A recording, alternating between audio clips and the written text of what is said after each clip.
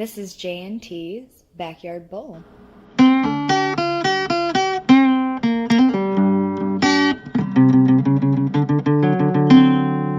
Hello, and welcome back to Backyard Bowl. I'm T. I am currently on Christmas break right now, as I hope most of you are. Unfortunately, it's not much of a break from the crazy Washington political atmosphere that we have to deal with lately, and I think we have someone to thank for that, don't we? I'm Jay, and I would just like to apologize. I think I jinxed all of us because last week I really wished for a slower or a different pace, and I got my wish. It wasn't as fast. It wasn't the same speed as last week. It was 1,000 times worse. Holy hell! So I'm not wishing anything more on this podcast. No, Yeah, that definitely not doing it. It definitely got a little crazy. Everything came at us this week. We usually record on Sunday, get the episode out Monday. Monday hit, and 1,000 miles per hour hit the ground running. Monday hit, and then it just never stopped hitting. Mm-hmm. It was like a flurry beatdown of. I mean, it was the title of this podcast, actually. Yeah. It was the political nightmare before Christmas. Exactly. It was really, really insane. So, what is it? There's so much to cover, but what do you want to hit today? Well, we can only hit so much. I mean, we could have, the big name, the JRE type podcast where we run for 4 billion hours.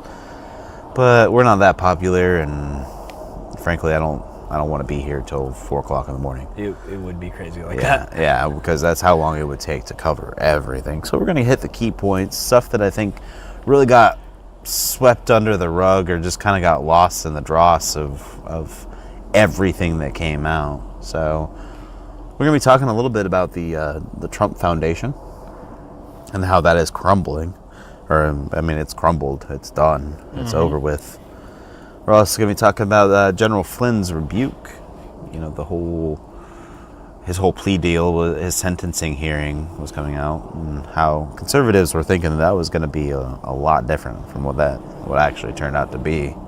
Thought they were going to get a little bit of vindication, some shit on Mueller and stuff like that. Then we're going to actually start a new segment. I think it's long overdue. We probably just should have started this from the beginning. I'm looking forward to that. Yeah, that one's going to be fun. I mean, in as much as it can be. Then we'll move on to, probably the biggest news of the week. Mad Dog Mattis moves on. Yeah, that kind of buried everything else. Yeah. I mean, that's the last adult out of the room, so to speak. So we'll talk about his letter and what this means and where do we go from here. And then we'll probably wrap up with a little bit of, what everybody else is talking about. If they're not talking about Mattis, it's the government shutdown, which happened, Saturday. Once you thought 12:01. You can't get worse news than Mad Dog leaving. All of a sudden, the government's shut down. Yeah. And to make matters worse, we're also going to hit up on the markets, which we don't normally talk too much business type stock market stuff. But I think it really it ties well into every fucking thing that's been going on this week. Yeah. Not exactly our specialty, but definitely important. Oh, super important. What's going on right now. Yeah, they all come together in their way. With that being said, you ready to bowl, T? I've never been more ready to bowl. Well, then let's bowl, man. So, first on the docket here, the Trump Foundation. So, it's no longer a thing. That's the most important thing to note about the Donald J. Trump Foundation is it's been dissolved at this point. Yep. And the New York Attorney General, Barbara Underwood, had some really key, very important things that give you a good understanding of what the hell this thing was. Choice words, yeah. I would say. Yeah, choice words. Well, what'd she say about it? She said that it was little more than a personal checkbook for Trump and his kin, and they were just using it to cover expenses and get stuff done that was. I mean, it wasn't a charity. I mean, it's slated as such, but Yeah. no, they were using it for everything. By only its name and It was charity in name only. Yeah. And they called it another thing that she said was a shocking patterns of illegality Yeah. in everything that they were doing. And so they were ordered to shut down. And here's the great part about this. There's a little silver lining of this dark cloud here.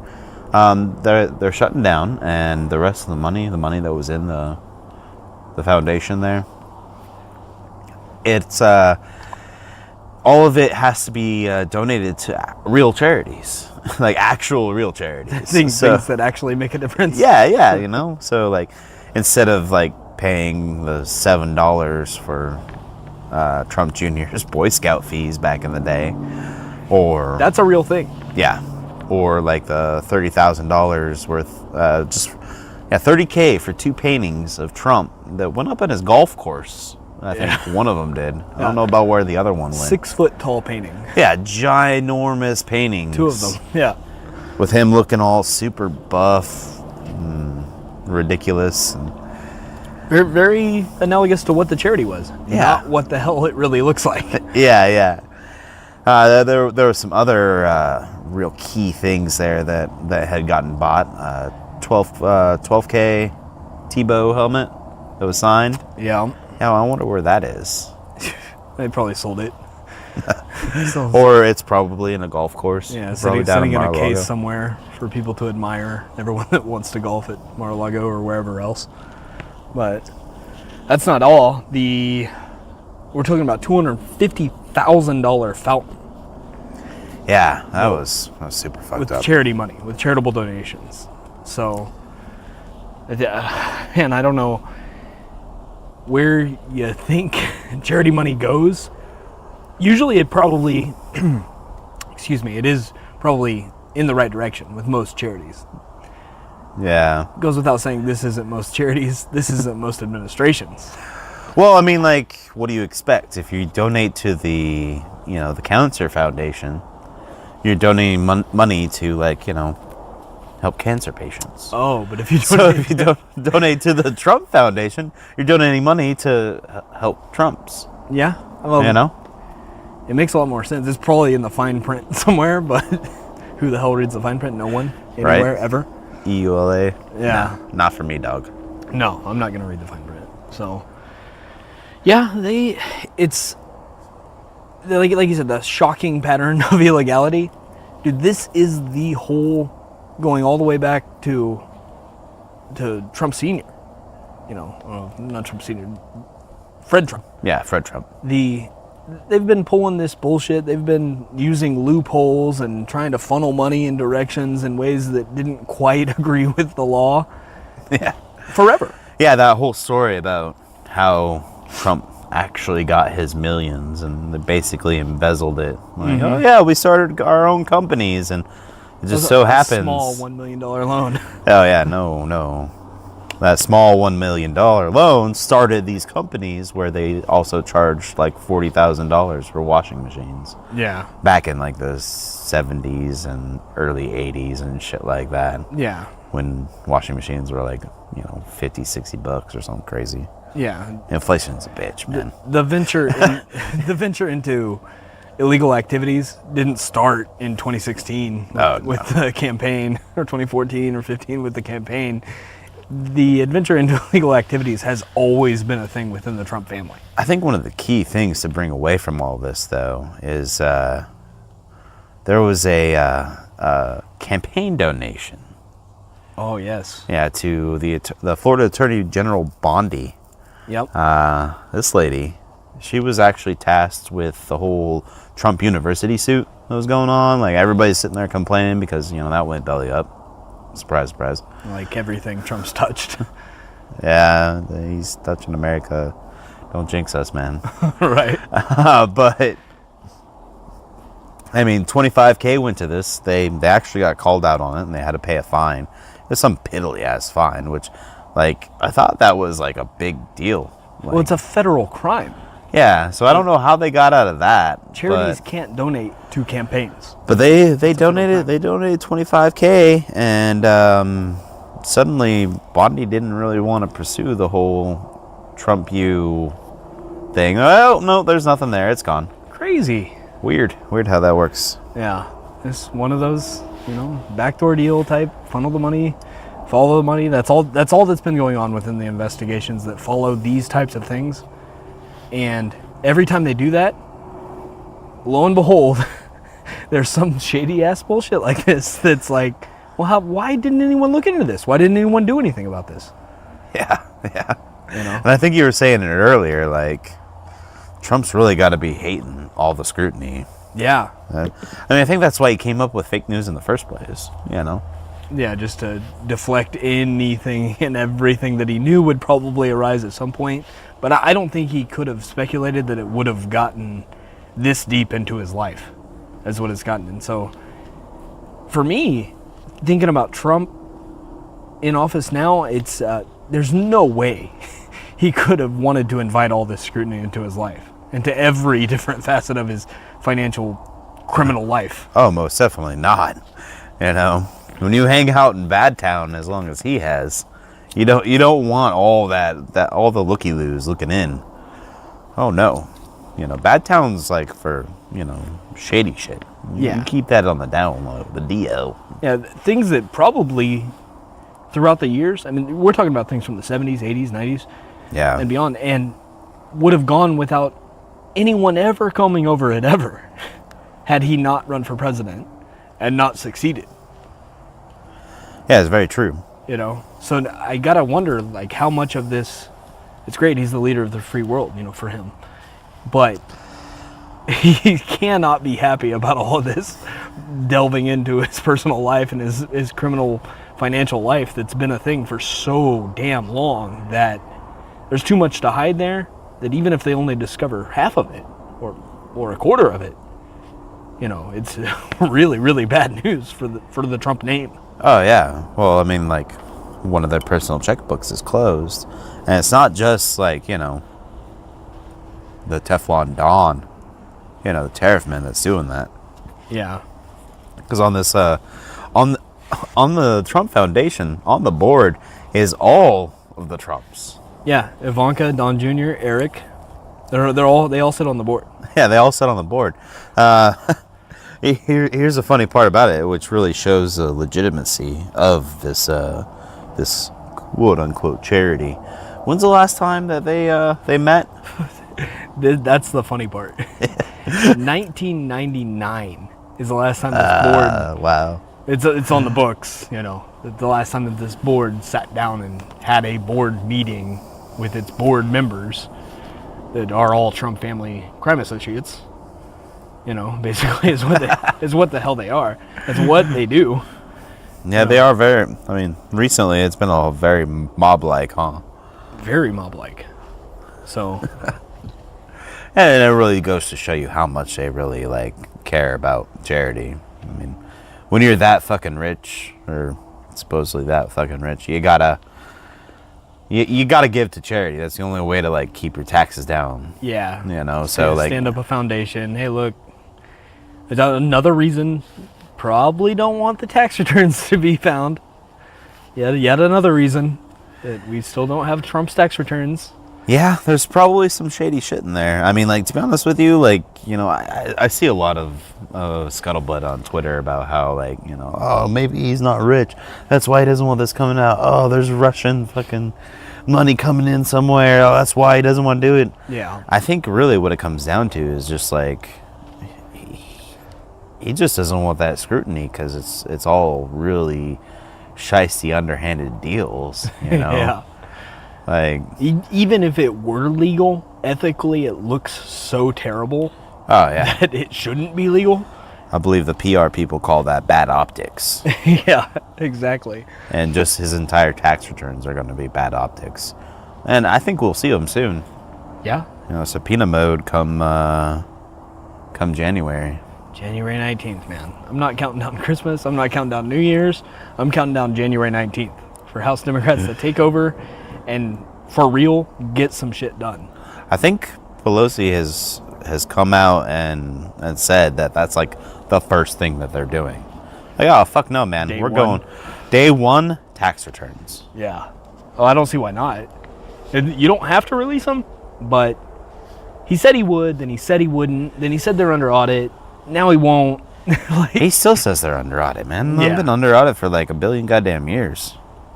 bottom line is, under audit doesn't prevent you from releasing them. No, and we said that last podcast too. Yeah. We're kind of repeating ourselves on that one. But yeah, don't want to beat a dead tax horse. So I think that about wraps it up for the crumbling foundation of the Trump Foundation. What used to be the Trump Foundation. Yeah. So another thing that's kind of gotten lost in the whirlwind of news is Flynn's rebuke, man. Like, good Lord, he was giving a tongue lashing on from the judge. Yes, just a verbal scathing that was unprecedented. The kind of things you don't hear at actual violent criminal trials. Yeah, that was pretty intense, man. Like, I mean, so to quote the judge at the hearing, the types of things we're talking about here are, he said he's not hiding his disgust or disdain, and basically, you sold out your country. He also said, you stand against, or you went against everything that this flag here in this courtroom stands for. If that's not treason, I don't know what is, bro. yeah, he actually said that. Yeah. He actually, questioned, can we try him on treason? Yeah, is treason off the table for General Michael Flynn?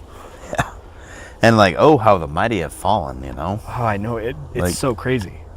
I don't understand how you get to that point. 35 years of service, and I mean, that was brought up by the prosecutors and stuff like that. It's like, hey, take it easy on this guy. He's given us a lot of information, and he's done his time. He's served his country well.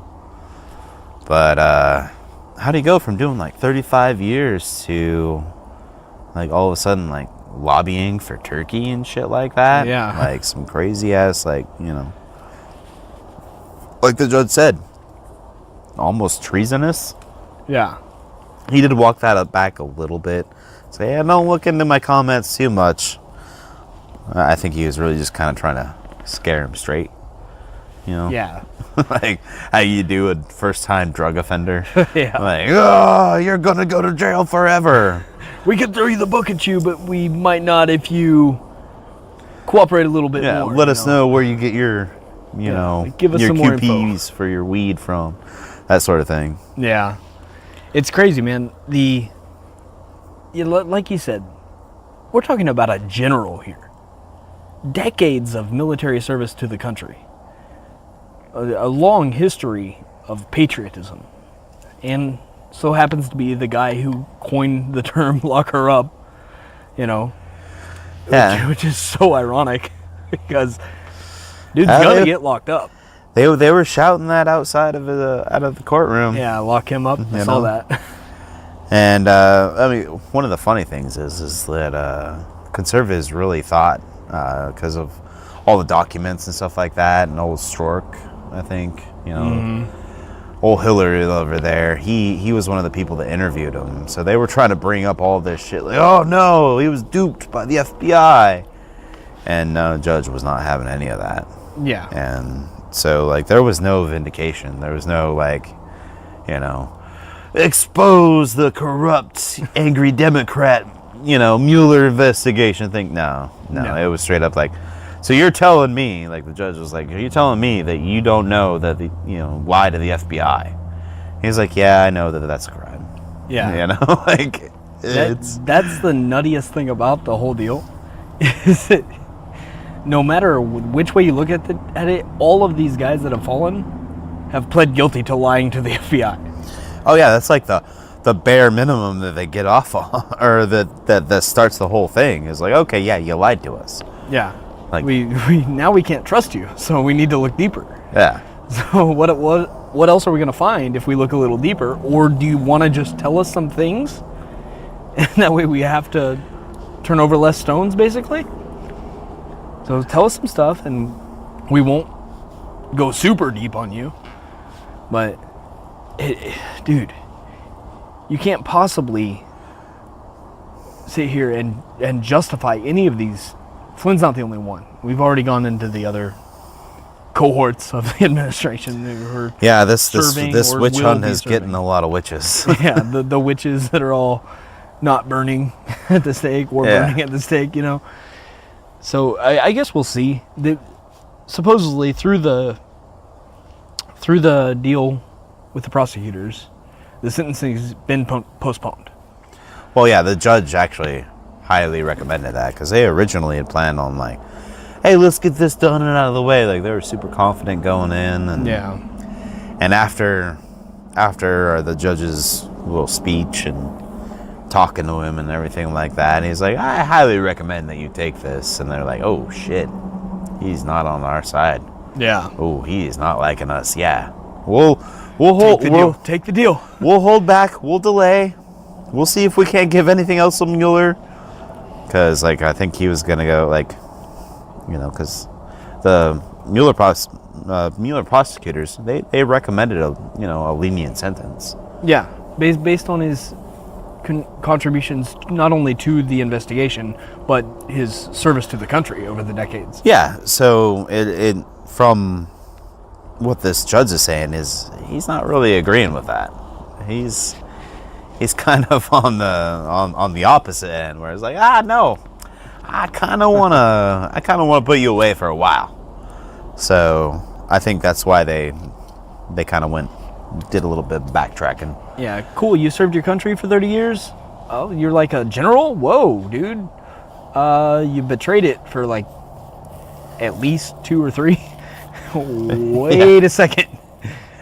Yeah, Like this doesn't balance the scales quite here. You can't just go treason mode for a couple of years and think that all your military service towards the country is going to outweigh that. Oh, right, like a scale, like a point system. Like, oh no, man, I got enough points on my like good guy scale. Now I just ain't gonna throw a few points on the bad guy Yeah, scale. just offset it a little bit. I'm still good. I don't know, it's messed up, man. It is pretty crazy, but we'll keep up with it. We'll see where the sentencing goes. We're looking into probably well into 2019 before we hear anything, but we'll definitely be out there that week, whether it happens on a Monday or Sunday, we'll be there that week with a podcast outlining how this all plays out. So that we will. Just like every week. It's 2 days before Christmas and we're not letting you down. Oh no, of course not. This is our Christmas special. Right? And the political nightmare before Christmas is what this is. Ho, ho, oh. That's how I feel right now. Yeah, but it's a little disheartening. yeah. But it can't all be that bad because we've got a new segment. Our new segment is... This is it's a little favorite of mine. I'm pretty excited about it, too. Yeah. We're calling this the presidential tantrums. I want everyone to know that you heard that here first. I've scoured the web, Twitter, everything. It's out there on Twitter. You will find tantrums out there, but just when it comes time, look back and remember, a few episodes ago, we coined that term here, tantrums. We did. Because I see temper tantrums and presidential tantrums and these other things out there, but tantrums originated with Backyard Bull. I don't know. I think there might be a few people that may have came up with it at the same time. That whole Yeah, maybe. Like you invent the same thing on opposite sides of the world, same wavelength type thing. Yeah, it's possible. It's clever, but it's not that clever. I think we're. I mean, clever. I'm proud of it. Don't get me wrong. But well, you coined it. You should be. Let's put it that way. Even if it was a thing, we didn't know it was a thing, and We said it here, to our knowledge, the first time. We're taking ownership of it. Yeah. So, in this segment, basically what we're going to do is we're going to get into the executive time. You know, all the crazy shit that... I mean, we basically already do this. We're just putting it in a segment now. Yeah. And that is all of the presidential tweets that we get. You know, There because was some nutty shit this time, too. Yeah. This week was not short of them at all. So let's just start chronologically and go with one of the big ones first. So, as you all know, the Fed was meeting this week, and Chairman Powell, who's been getting a lot of flack from Trump because, you know, he's not doing what Trump tells him to do. Like, oh, surprise. Yeah. So Trump went on a tantrum and told Chairman Powell to go with the feel of the market and not meaningless numbers.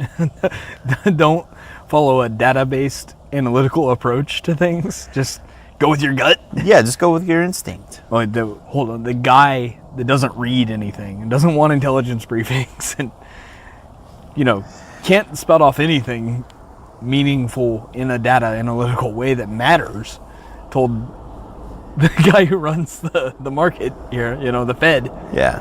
to go with your gut. Which is strictly based off of numbers. Strictly based off of they take everything into account. Yeah. You know.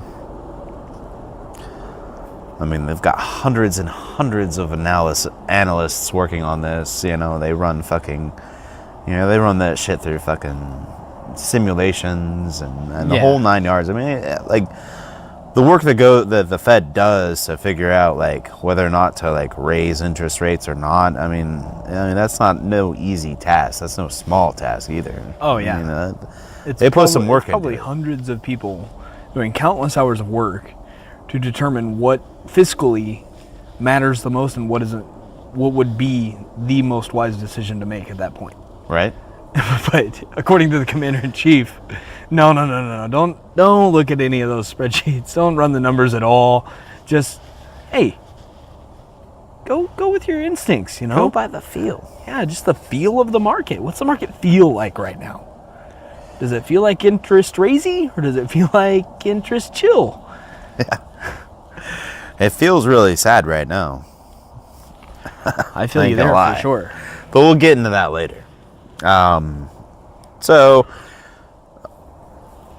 props to Chairman Powell, though, because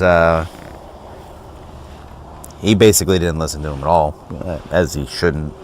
You know, the president should not dictate, like, where interest rates are at. Yeah. You know, that's a little outside of his scope of things. It's not a branch of government. So, the Fed is yeah. not a branch of the government. I know. So, you know, he went ahead and he raised interest rates, and the market responded. It did not respond well. Yeah. And I think that's why there's current rumors and talk that Trump is figuring out if he can legally fire Powell. Yeah. Looking down avenues and asking, you know, the people who do know things, the people who do read, the people who know how the law works, Yeah. whether or not he's able, if that's within his powers to do that. And it's not. So This is a little weird. I mean, you think that, like, if you're able to appoint somebody, you should be able to fire them. yeah, you would think. But then again, I mean, like, Probably somewhere along the line, somewhere with a lot more intelligence than Trump, you, or me implanted these you probably restrictions. it's probably to cover this exact same thing. Like, you're not doing what I want, you're fired. You know, so it's Yeah. probably for the best that they keep it that way. I don't know. I mean, I don't know. So That's not the only Trump this week, though. oh no, He's also, dude, he's so hell-bent on this quote-unquote beautifully and artistically designed wall. The steel slats is what he accentuated the most in his speech. He wouldn't quit saying steel slats. oh yeah, you saw the picture, right? Yeah, I saw the picture. It's not that exciting. I don't know what you're talking about, man. Like that, I think that was a marvelously done SketchUp in Microsoft Paint. I'm pretty sure that Trump did that himself. There's a possibility he did. I wouldn't be surprised, honestly. During executive time, they just set him with Microsoft Paint and said, we'll do your hair, you do what you want the wall to look like. Yeah. You know, we'll do the spray tan, you do the wall picture that you like so much that you just will not back off of. Actually, you know what? I know that he didn't do that. What, Because there would have been some gold in there. And there would have been like little sharpened T's at the top or something, you know? Yeah. It wouldn't have been the little, like, what, 100-foot tall spikes. Yeah. That's basically all it was. Nothing he does is without branding Yeah, exactly. in some sort of fashion on it with a big T or gold letters or something like that. So Yeah. it would make sense. Yeah, he probably didn't do that. But he did tweet out that somehow this beautifully and artistically designed wall that he wants so badly would save billions of dollars a month, I think. Yeah, that's Really perplexing. Of all the statements, I mean, they're always perplexing, but that's a big one right there. Like, billions of dollars a month? billions. Wow. So it just pays for itself. Mexico doesn't even have to pay for it because it's making its own money somehow. Yeah, I'm not quite sure how that works. I don't know. I mean, maybe there's something in the spikes that, like, create energy or or like print money. It's probably more likely that it's like every other Trump tweet and zero factuality to it whatsoever. Yeah. It's him just saying like, "Oh no, it's gonna save us billions because I say so." Yeah. Don't look into this further. If you look into it, you're fake news. Yep. Don't if you even question it at all. Yeah, that's probably the more likely of the scenarios. But shit, do we have another tantrum for this week? We do. We have a big one, and that actually transitions us into our next topic. He announced on Twitter that we're withdrawing from Syria because foreign policy is done through Twitter now. Governed by tweet? Yeah, governed by tweet. Scary. Yeah, a little. So we're out. Yeah, he says we're done. The war is won? Oh, that's what he said. He said we're done. I mean, like when he clarified the next day in an interview, he said like, you know, we're done. We've beat ISIS. ISIS is dead and gone, and yeah, we're getting out. Yeah. This is a funny one to me because it's the same. It's on the list of the same types of things that he criticized Obama so harshly for throughout the years. Yeah. He never stopped criticizing Obama almost throughout the entire presidency. But this is another one of those hypocritical points that it's like, but you're doing the same damn thing in a worse way and a less educated way. What's going on? Yeah. So, And it's one of those things like, oh, well, it's different when I do it, though. yeah. You know. When a white guy does it, it's not the same thing. Yeah, no, it goes back to the, you know, it's okay if you're a Republican. Oh, yeah. Akiad. The acronyms that we went Yeah. through. Yeah. Shit, I forgot about those. Yep. Yeah. So, I mean, that's what it comes down to right there. But there's actually even more news on that one. And this wasn't by tweet, but there's been confirmation that we're also drawing down Afghanistan. The exact same thing that Obama did. Right? You know? Yeah. After he ramped it up several times, you know, stuff like that. But, you know, I mean, that's what conservatives credit Obama for creating ISIS, quote unquote, you know, Yeah. because he drew down Afghanistan. So, yeah. Nobody's happy about that. Oh, yeah, dude. It's hard for me because I agree with that policy that we're like long overdue to get out of the Middle East. That policy doesn't belong on Twitter or in the social media atmosphere whatsoever. Yeah, I don't know, man. So- I feel like, you know, we've been over in in the Middle East for a long time, and for good reason. Like we got to be the stabilizing force kind of sort of thing. And like, I mean, we're not the world policeman. I don't want to get on that front, but at the same time, it's like, well, we committed, man. We can't just fucking pull out. Well, we definitely can't do it with zero intelligence. Yeah. I want to get out of there. I want it to be at the advice of the people who know the most about that. And right. So he would put out the tweet, "We're withdrawing from Syria." What got him there? Yeah, that's the fucked up part about it. That's the crazy part. I heard this on Fox News, actually. I was going to work with a coworker, heard it on the radio, and they straight up said, yeah, he got on the horn with the Turkish president. Yeah, Erdogan, and that's what Erdogan told him. He's like, well, you guys defeated ISIS. You should go on and get out. Like, I mean, you finished your job. You completed your mission. You want to go ahead and get on out of here, because we're about to roll in there and kill all the Kurds. Yeah. So, yeah, you might want to leave. Probably our strongest ally in the Middle East, the Kurds.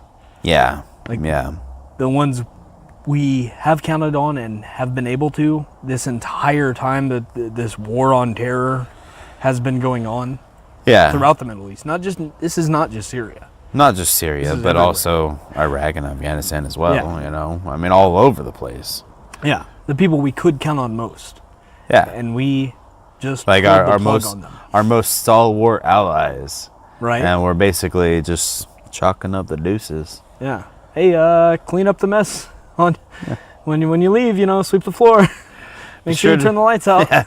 Be sure to kill the lights. Yeah. Thanks for coming. I can't imagine how the Kurds must be feeling about this, because if that is the military force in the Middle East that's hell-bent on our ideals, on our values. Yeah. There's not many, you can't say that about all the forces over there. So No, you can't. Not at all. it's very impressive what they've been able to accomplish. ISIS is not defeated, but ISIS would not be in the bad state that it's in right now without the Kurds. Very true. So it's important to note that they've played a huge role. Yep, and I think abandoning them is a terrible, terrible idea. I think everybody, well, besides Erdogan and Trump and maybe Putin and a couple of others. I'm pretty sure Putin's pretty happy about that. Yeah. I mean, he's got his grubby little fingers up in Syria just as much. Yeah, they're definitely there too. Now, I've been playing this game basically with myself, where what will make Putin the happiest over the next 2, 3, 4, 6, however many years? You can pretty much guarantee if you want to play the genocidal lottery, you're going to get the answer you don't want if you just ask what's going to please Putin. Yeah. Excuse me. And Trump's probably going to pull the type of bullshit policy moves like this one, like a Syria withdrawal, Afghanistan drawdown, that are in the political interests of a country that doesn't share our values or ideals. Oh, yeah, most definitely. So. And we're not the only ones that are not happy about this. To shift gears a little bit here. Oh, man. I mean, this is like the bomb drop of the week. And that was Mad Dog Mattis. He moved on. Dude. He can't handle it no more, man. That's the thing that buried all the other news that we wanted to talk about. Yeah. I mean, this is key right here. And that's I think this was the straw that broke the camel's back. Yeah. The straw that broke the Mattis's back. Yeah. In this situation. And it really does suck because, dude, I'm pretty sure that he was like the last adult in the room. No, corralling the toddlers that is the current administration. Yeah. And I feel like, the markets and the entire world felt the same way, because like after that news dropped, shit went fucking crazy. Yeah. Like holy shit balls, fucking to the wind. Like, what are we gonna do now? Basically, we're back in like, January 2016, where Trump's just about to get inaugurated, and we're like, oh fuck, he's gonna nuke us. Yeah. Oh man, he's gonna got nuke his Chicago. Like, Yeah. oh no, what are we gonna do? So yeah, like I feel like we're back to that, because like once he nominated Mattis, I think everybody was like, oh, okay, yeah, all right, no, we got this. Yeah, Everything's I've fine. heard that as a defense from a lot of the conservatives I talk to, that like the best people though, like Mattis, General Mattis, and I agree. I've been in 100% agreement with these people that he probably was the stabilizing force within the administration that kind of kept the train on the tracks and kept things going in a way, kept us in NATO, kept us, agreeing with certain policies that maybe Trump did or didn't agree with. I don't know. I can't really speculate on anything Trump thinks, because that could be the opposite as of the next tweet. Oh yeah, the next person he talks to, all they gotta do is just sell it right to him.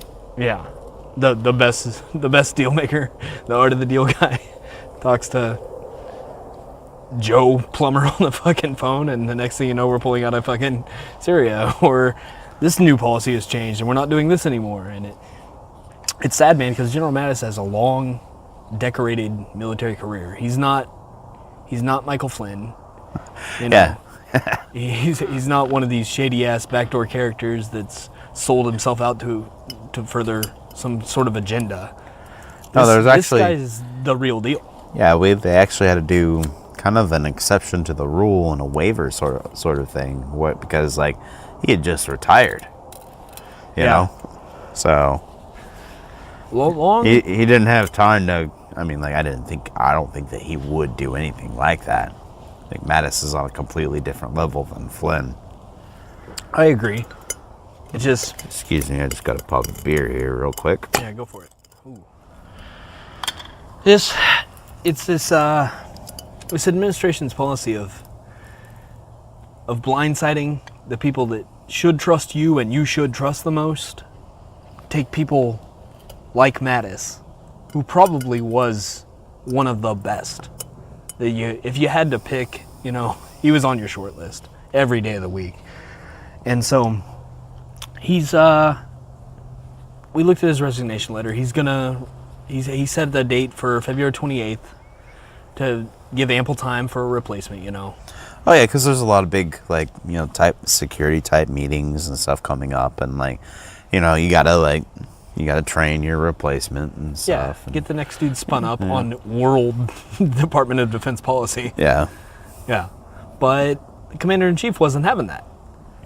Yeah, this really kind of reminded me of my my early days in the workforce back when you work in fast food and you find another job, or you're just tired of the bullshit. I'm done working at fucking Dairy Queen, and you tell the manager yeah, so hey, I'm gonna put in my 2-week notice. Yeah, I'm kind of done with this place. I got something else lined up, and yeah, I'm just sorry, man. I'm just done. So here's my 2-week notice, and then they pull that petty ass bullshit. It was like, well, no, you don't quit because you're fired. But I just quit. Yeah, but no, you're fired. Yeah. No, you're not working anymore. It was very resemblant of that type of scenario. I've been in that type of scenario before too, and yeah, it was very, very resemblant of that. Hey, February 28th, and I'm going to serve you to the best of my ability. Until then, no, you're not. We'll see you out on January 1st. Yeah, bare minimum. It's just okay, yeah, well, you're taking off the schedule for the rest of the 2 weeks that you've put in. Yep, 0 hours. Yeah. Some real petty, childish bullshit that, I mean, I often think that sometimes Trump has slipped into a state of dementia that's got him thinking You're not the only one. that he's still on an episode of The Apprentice. Oh, yeah? That he's in the boardroom of The Apprentice. It was a popular show. It did really well. One of the few things that had his name on it did really well.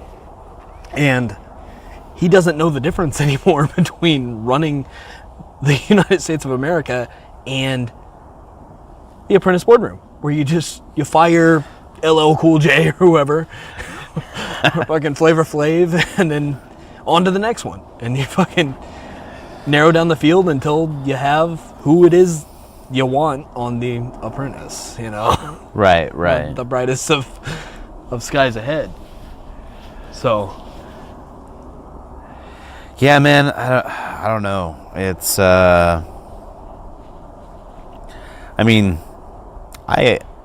on one aspect, like if I go full ready mode for a second, I understand why Trump went super petty. Because that letter... Oh, the resignation letter? That resignation letter was, I think some people have been calling it the 21 gun fuck you. Yeah.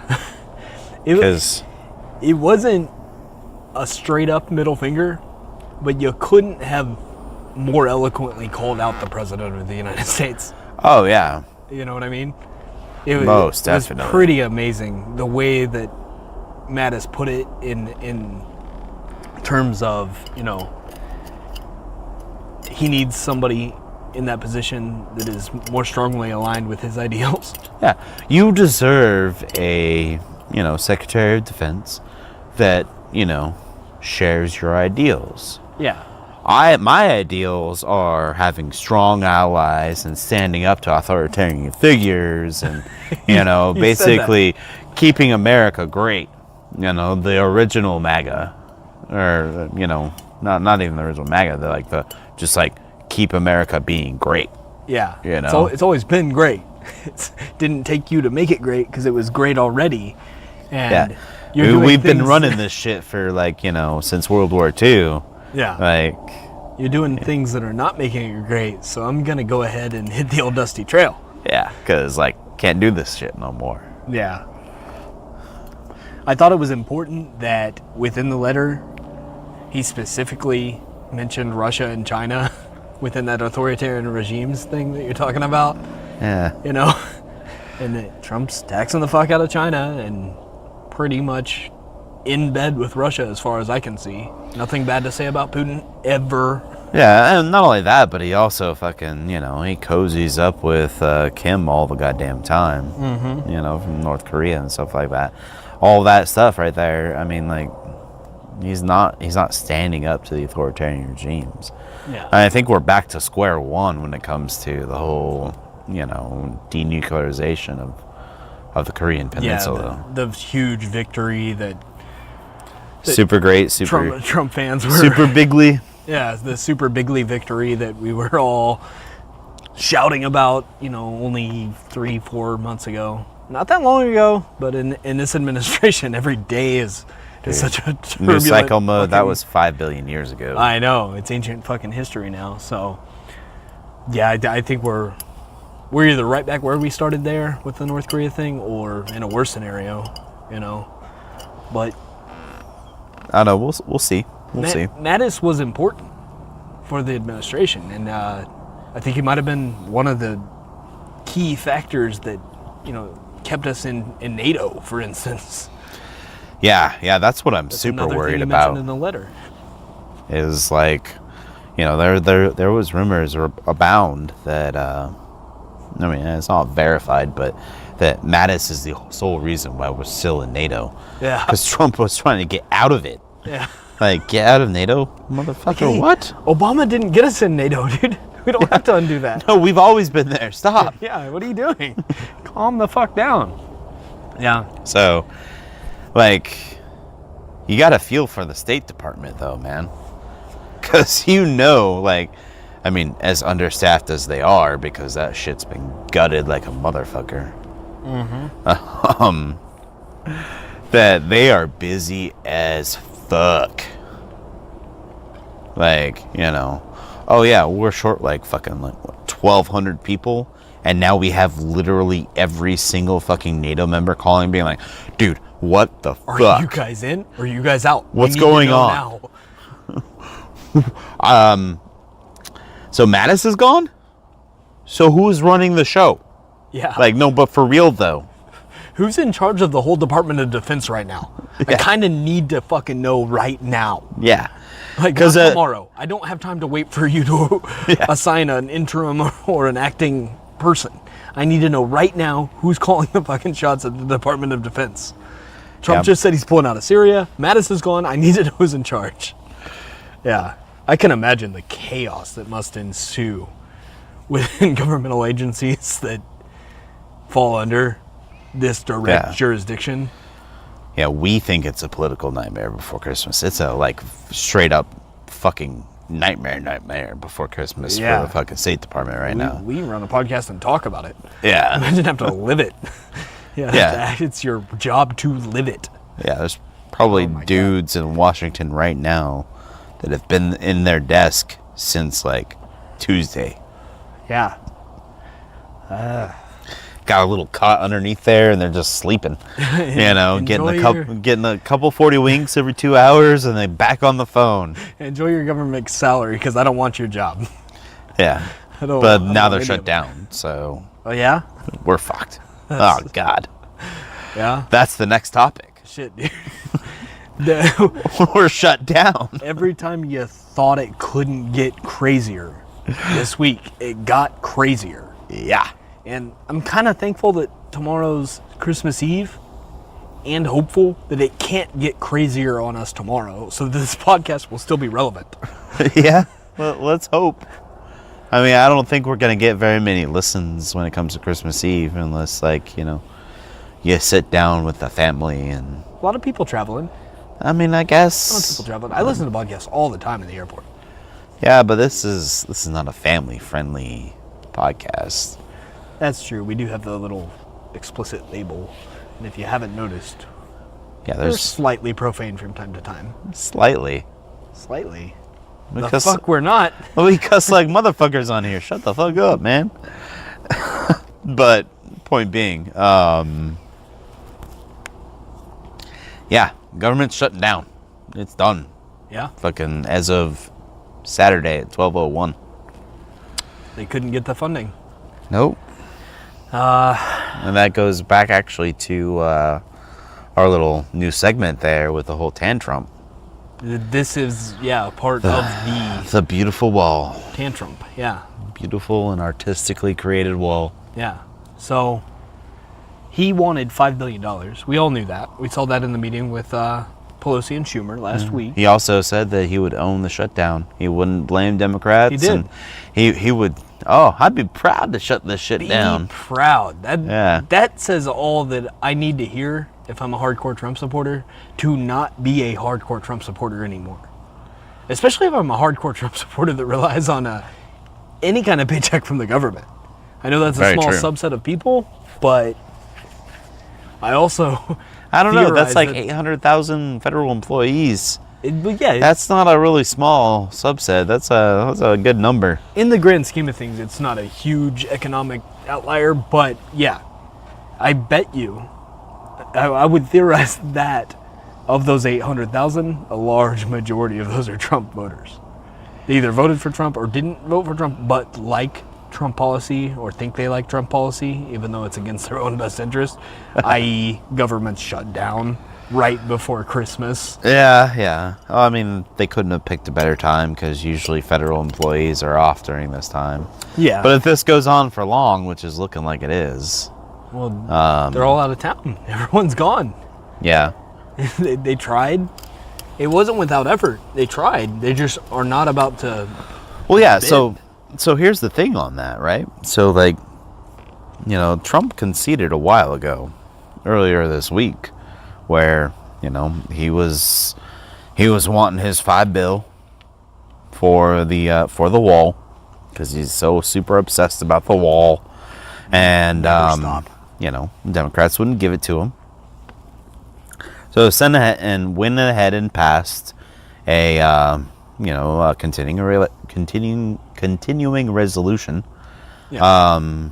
Without the money. I think it gave them $1.6 billion for border security, though. Yes. So Not brick and mortar wall stuff, but security stuff. Steel slat T-spikes. Oh yeah. Not like, steel slat T-spike stuff. Yeah. We can't call it brick and mortar. Yeah. No. But stuff for like, upping up personnel at ports of entry and, like more high-tech type of stuff, drones and sensors and all along the border. Quote-unquote digital wall. The things that might actually help. Stuff that would help. Yeah. Things that might actually help. Border security. That's what like they were trying to fund. Yeah. So the Senate passed that. No number to frown at either here. $1.6 billion. Yeah, that's a lot. He wanted $5 billion. Strictly for the wall, though. That's Trump's. I'm not gonna bend or break on this. I want $5 billion, or you can take the fucking resolution and shove it up your ass. I'm not doing it. Well, see, that's what he said now. But beforehand, he was okay. He's like, oh, okay. Well, I mean, like, I'm getting some money, and so the Senate went and passed their thing, and then they pulled chalks, man. They left. It's Christmas time. I'm gonna go home. Long Christmas weekend. Long Christmas weekend. Fucking not gonna be back until forever, because Congress never fucking works. Yeah. So like they were good. But then we had a whole huge backlash of that shit. The likes of Ann Coulter and Rush Limbaugh started getting involved. Ann Coulter said that President Trump's fucking reign, so to speak, was a farce. The author, and that she wasn't going to vote for him anymore. In Trump We Trust? Yes. Said that? In Trump We Trust, straight up said, like, this is a farce of a presidency, and I'm not going to vote for him. Yeah. Because we didn't get the wall. the one thing that I think most of the supporters, that rock bottom, if it couldn't get worse, 38% of the hardcore Trump supporters that will not give up on this. That's the thing I think that both him and they aren't going to cave on. If some sort of structure that resembles a wall or steel slats with golden ingrained T's doesn't get propped up on that border, I don't know that you're going to lose support, but you're going to have unhappy people. Oh, yeah. I mean, 38%, 35 to 37 or 38% has pretty much been the rock bottom at this point, but I don't know what it takes to get lower than that. And the wall's been a promise since pretty much day one, with the oh yeah, infamous Trump candidacy. So you got the likes of these conservative pundits. They're coming out and they're dogging him for this. Oh, I'm not keeping his promise, and I'm pretty sure that the con side of Twitter was all abuzz about that as well. I'm sure it was. And so Trump, he doubled down and was like, all right, fine, fuck it. And, he basically directed Paul Ryan. He's like, hey, no, you're going to pass a bill with the $5 billion in it. And they did. Paul Ryan did, his bidding. They still have control of the House. They still got the control of the House for right now. Yet. It's not, so they passed that shit because he wasn't going to sign nothing. Excuse me. Beer's making me a little bit burpy tonight. Yeah. Oh, I feel your pain. So yeah, where we're sitting at right now is there's just goes back to that whole fight in the Oval Office with Pelosi and Schumer. He doesn't have the votes in the Senate. Yeah, you need 60 there. Well, I mean, to be honest with you, he didn't have the Senate at first. I mean, the Senate was gone. He never had the Senate. I mean, they had left because they thought this was done. Everybody thought this was done. and then you're sitting there, and now all of a sudden there's this new bill that's popped up. Trump's not going to sign it unless the $5 billion's there, and he's completely owned it. Of course, he's now blaming the Democrats for it, even though he said that he would be proud to shut down the government. We just talked about that, but yeah. So that's where we stand. That's why we're shut down, is because he needs that $5 billion to keep his promise. And to be honest with you, if you ask me, I think it's all symbolic, man. I think you're right, honestly, because the numbers show, the numbers 100% agree, and I have a hard time understanding, because when conservatives want to harp on illegal immigration, everything they have to say about that topic agrees with a system that already, for the most part, works. With a system where, in large part, most of the people that get into this country that conservatives don't want in this country, let's call it what it is, they come in through those entry control points, like what we saw a few weeks ago or a month ago or whatever with the caravan, the mini caravan, or whatever the hell it was. Yeah. There, or overstayed visas, or a huge number of people that are here. That's a good majority of it. Yeah, a huge number of people that conservatives think they don't want in this country, or have been bred to believe that they don't want in this country. Yeah. For whatever reasons unknown, but they're not really unknown. It has to do with racism. It all deeply roots somewhere within racism. But it seems like that to me, me, you can anyways. Spin it now, the way that you can spin it and say it now will make it a way that is somehow not racist. You just are an American. You want to make America great again because you don't want anybody that is not the same color as you around ever. Not ever. But yeah, you have Tucker Carlson with his whole dirty immigrants thing. Well, he got hit hard. He got hit hard. It's one of those things, man. It's when you boil it down, and it really does seem like it's basically just a symbol of racism. At least that's what it seems to me, anyways. Yeah. It's really hard to put any other kind of spin on it. It's not for border security, because to be honest with you, there's a billion other ways. There's 5 billion other ways to make fucking the border more secure. Yeah. And there was a conservative representative on NPR on Friday that was talking about majority of the people that come into this country are through those port of entries. The amount of people that come through the fucking hundreds of miles of desert are extraordinarily small. Yeah. And the people that do come through, a lot of them die.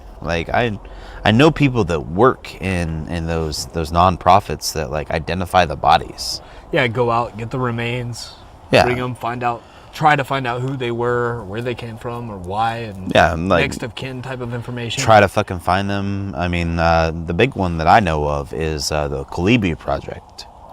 Super great project. It's it's one of those nonprofit things, and I know people that work on that thing, and it's hard work, Oh, I imagine, dude. So, and then, also this week you have, pictures of border agents dumping out water and stuff like that. Yeah, because, you have the humanitarians that are going out there and being like, hey, yeah, still live. And they're all like, no, fuck that. Yeah, go out. They'll take out and leave gallons of water underneath a shade tree. Yeah, I've seen those things they'll too, have those and that little is so super depressing to watch United States border agents go out there and purposely give these people means to not live. People who've already traveled hundreds, if not thousands of miles to get somewhere. Yeah. And not to get to a fucking 15, 20 foot wall to jump over, to get to an entry control point and claim asylum.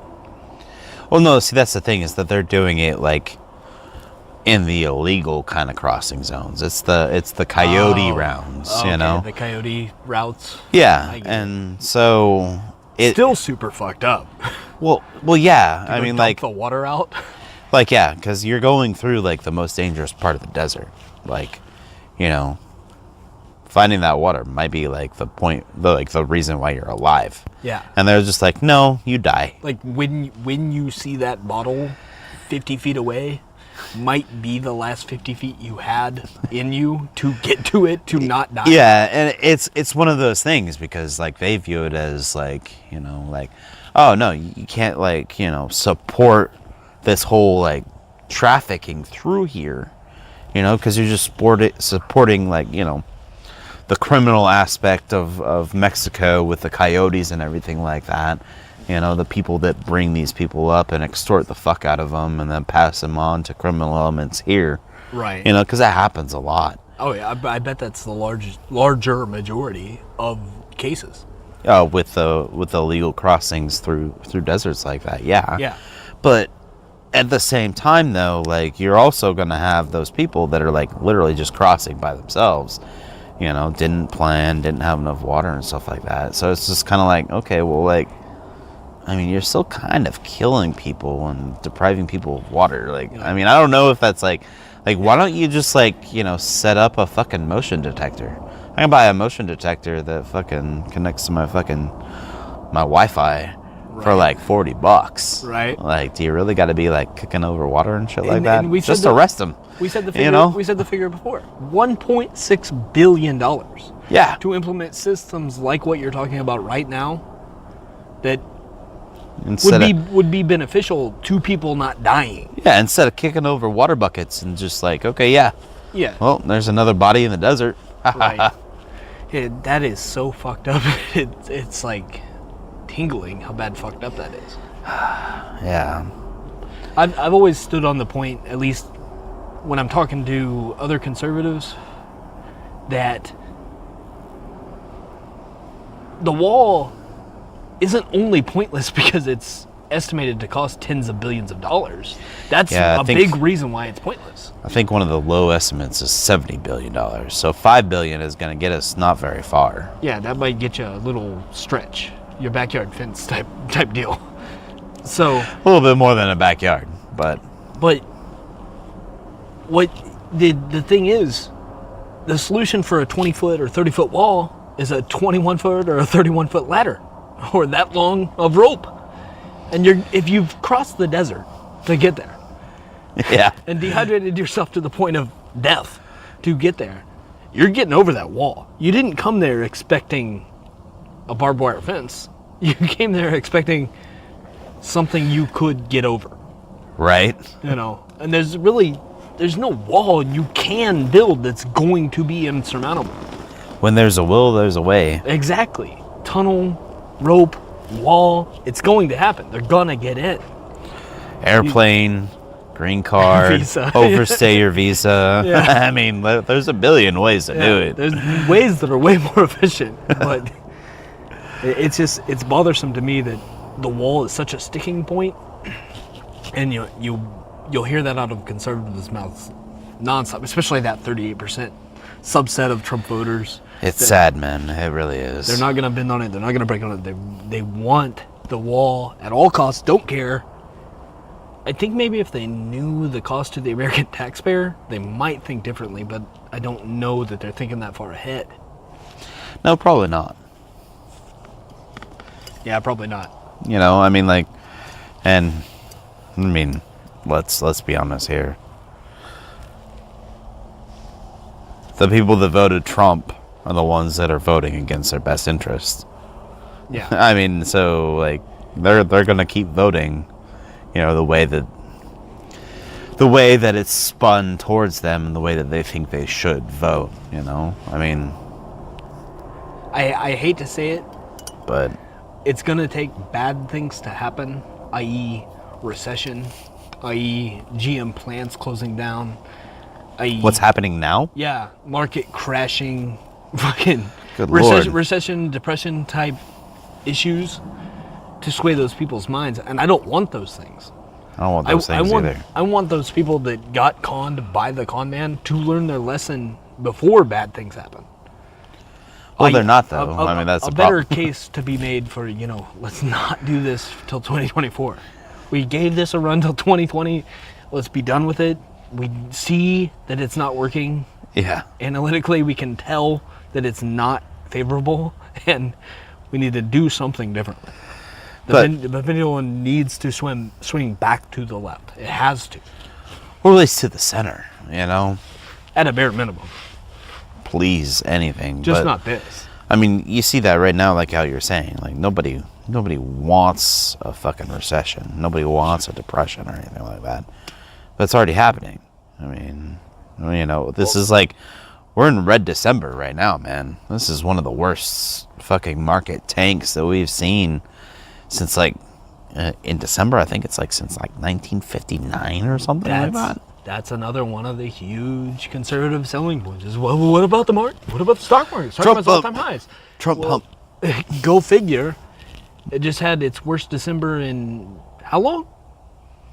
Like 70 years? Something like that, yeah. Damn near 70 years. 50, 59. 60, yeah. 59. Its worst December since 1959. Its worst week in over a decade. Yeah, it's not good. I mean... And to be honest with you, look at the news. All of it was not good for the economy, that's for certain. So... That I want to accentuate that I'm not rooting against the American economy because that's fucked up. Well, no, I mean, like, we live in America. We want a good economy. I want everyone to be happy. I want the most prosperous for everybody. I just don't know what it's going to take for this 38% of diehards to say, holy fuck, I got caught up in a con man scheme and I need to get the fuck out of it faster than I can I don't run. think that's going to happen, man. I just don't. I think there's still going to be that. Leaving? I mean, like, it'll drop a little bit, but, like, that's if shit gets real bad. But at the same time, he can still always just, fake news it and blame Democrats. Because, that's what the 38% is going to do. That's what a large majority of Republicans will do. Well, obviously, it's the Democrats' fault somehow. Yeah, always spin it in a way. What'll be interesting is to see is that the same way that Obama, the financial crisis hit in 2008 as Obama was taking office, Yeah. Not in his first 100 days, but in his first 300 days. And what the economy does, whether Trump gets elected again or not, is where we'll go around that time, because these effects are long lasting. These aren't immediate nuclear fucking fallout effects. They're fucking they're things that take a while to take effect, and the tax cuts are a big area where that's going to be a problem. If that's not fixed, that's going to be a problem for a long time. Oh, yeah, and we also have the deficit thing, too. Mm-hmm. Oh, man. T, I gotta say, this has been probably our most dark and depressing podcast ever. Dude, I hate to say it, but if you've listened to the podcast, we like to do a little science, a little uplifter at the end. Yeah. To kind of make you feel a little bit better about things, but the news cycle was too crazy. No. Jay cursed us all last week. Sorry, guys. This is my fault, I guess. Blame it all on me, but Merry Christmas. This is your Christmas special. Yeah. Is the dark and dreadful news that we had this week. But I think that's enough. I think we've talked it out. We hit everything we wanted to. No, I wanted to hit so much more. There was more, but there's only so much that the people are going to listen to. Science piece next week, for sure. Yes. We might even do 2 just to make up for this one. We got to somehow redeem ourselves. Yeah. Because we got to be on the happy front into the new year, Yeah, positive very spin. little good news to report this week, so social media mode. Oh, yes. Let's do that. If you like this podcast, I mean, I know we're big old Debbie Downers this episode, but normally we're a little bit better. If you want to yell at us for talking shit on Republicans or Trump or anything like that, you can always add us at, I'm at, oh man, I always mess that up, like on how you're supposed to like say like where I'm at on Twitter, because I'm always like, I'm at Backyard Bull J. I think it'll just find you if you do Backyard Bull J. I don't know. Yeah, you could just search Backyard Bull J, Jay. I'm new to the Twitterverse. Yeah, sort same of, here. but We're old. Yeah, I'm kind of trying to figure The it out. Twitters. Yeah. But yes, either Backyard way, Bull J and at Backyard Bull J, and I'm at Backyard Bull T. And you can also reach us at jtbackyardbull at gmail.com. Yep. We're on Facebook now. Yeah, we have a Facebook page. J_T_S. I know that one's it's a little crazy, but Facebook will find it if you don't get all that nonsense in there. J&T's Backyard Bull. Yeah, J&T's Backyard Bull. We also have a YouTube channel. Yep. Yeah, just same name. J&T's Backyard Bull. And then just the website. So hit us up there and leave us a comment. Let us know what you think. And I think that about wraps it up. Yeah. We'd love to hear from you, but today, I think we're about spent. Yeah, I'm spent. Yeah, I heard that. Well, T, it's been real. Jay, until next week. Until next week. All right, buddy.